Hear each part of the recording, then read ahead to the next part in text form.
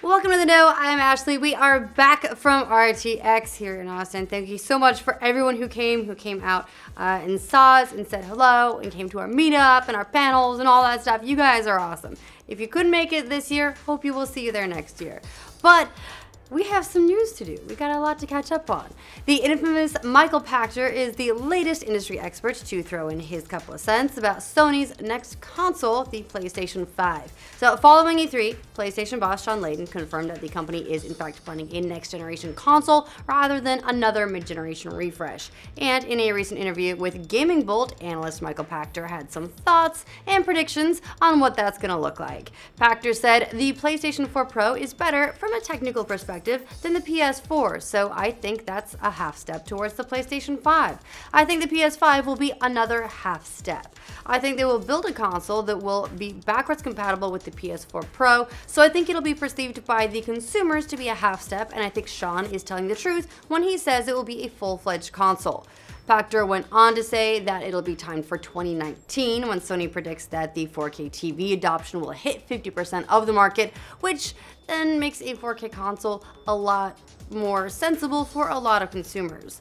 Keep in mind, this is Pachter we're talking about, who's been all over the place when it comes to predictions like these. He's been right a lot of times, other times maybe not so much, but a PS5 in 2019 with backwards compatibility doesn't sound too far out of left field, even though backwards compatibility isn't really Sony's forte. Now, it looks like Crash's run to the top of the charts was not short-lived nostalgia after all, because according to the updated data, the Insane trilogy is still #1 in the UK. That apparently is good enough to make it the only PlayStation 4 exclusive, apart from Uncharted 4, to hold #1 for 2 weeks in a row. Not bad company to be in. In fact, Crash Bandicoot is getting gobbled up so much in the UK at retail that physical copies are only available for, get this, double the price on Amazon and eBay. You thought the NES Classic was it? No, now it's up for remasters. So, oh boy. Nostalgia, guys, it's in. Way in. Gus's predictions of like Asteroids Remaster may not be all that far off. Speaking of the NES Classic, fortunately, Nintendo's retro console might not be the only way to play updated versions of those games. According to several modders who are working on the Nintendo Switch, it turns out there's already an NES Emulator in the system. This information shows up courtesy of modders on the Switch Brew wiki, who've added that the NES Emulator flog is embedded in the console's firmware. This could mean we're at least a little bit closer to a virtual console than we first thought, but until Nintendo makes it official, we'll just have to keep on waiting. But hey, they discontinued the NES Classic, and maybe we can at the very least get our NES Virtual Console on while they're not selling us nearly enough SNES Classics. Just year by year, guys. Take it a little at a time. Final Fantasy XII, the Zodiac Age, hits shelves tomorrow, and reviews for the remake of the 2006 game are looking pretty good so far. It's currently got an 87 on Metacritic and an 88 on OpenCritic, with reviewers saying that the remaster both improves the game's visuals and makes it easier to play. The remaster introduces a revamped job system, 1080p graphics, and better sound. There's also a new mode that allows you to speed up the pace of the game, making grinding much easier. Note they didn't remove the grinding, just made it a little bit less grindy. Attack of the Fanboys said Final Fantasy XII The Zodiac Age is the shining example of how remasters should be, improving the game in multiple aspects while keeping the core gameplay intact. And DualShockers said it's one of the best, if not the best, remaster of a Final Fantasy game in recent memory, and is objectively better now than it was a decade ago. So, pretty strong praise so far. Now, after guaranteeing just last week that Battlegrounds would be coming out within 6 months of going early access, it looks like PlayerUnknown, aka Brendan Green, is already walking back the statement just a little bit. Although the game is still so playable, I'm not sure how many people care, but over the weekend, Green wrote in an update on Steam, "I've come to realize that restricting the window to a specific month could hinder us from delivering a fully featured game and or lead to disappointment within the community if the launch deadline is not met. But don't worry, they still plan on releasing the full game by the end of 2017. You'll just have to wait an extra month or so before it becomes a full-fledged launch, and yeah, who knows, doubles in price. Apparently that's what some early access games are doing these days, but we'll talk about that in a separate update. Were the commercials for Fallout 4 too violent? I guess that's what one songwriter, who apparently doesn't know much about Fallout, is claiming. Dion DiMucci, whose song The Wanderer was used in ads for the game, has filed a lawsuit saying that the violence in the commercials was repugnant and morally indefensible images designed to appeal to young consumers. How video games work. Dion said he had an agreement with Universal Music Group to use his song in the ads, but he claims he had the right to prohibit use of the song if he didn't like the content.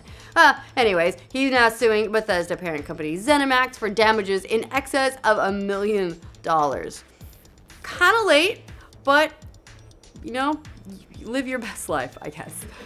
Nier Automata released nearly 4 months ago on PC, but PC fans are still waiting on some kind of patch for their unoptimized version of the game. While many fan-made fixes have been released for the title, Square-Enix has yet to offer any of their own, which has naturally left fans feeling a little bit frustrated.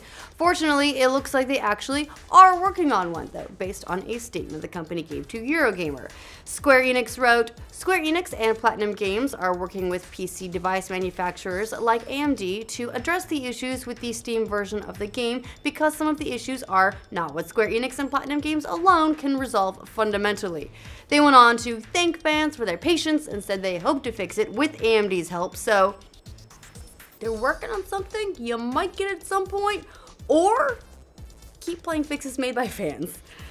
The Castlevania series just released on Netflix and it's already been renewed, so good news for vampire hunters everywhere. The second season of the ultra-violent animated series will be 8 episodes long, which is twice the number of the current season. It'll be produced again by Frederator Studios, but no word yet on a release date or if Warren Ellis will return to write it. But yeah, it's a pretty good sign there's still interest in a classic game franchise and that an adaptation for a video game is doing well. First Crash Bandicoot's doing amazing, now Castlevania's the new shit. I don't know about you guys, I watched the first episode on Netflix yesterday.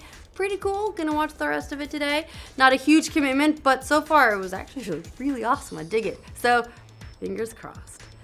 Now, it was a big opening weekend for Spiderman Homecoming. The movie was the biggest solo character debut for an MCU movie. Homecoming pulled in $117 million just in the US, which beat the first Iron Man's $98.6 million opening weekend.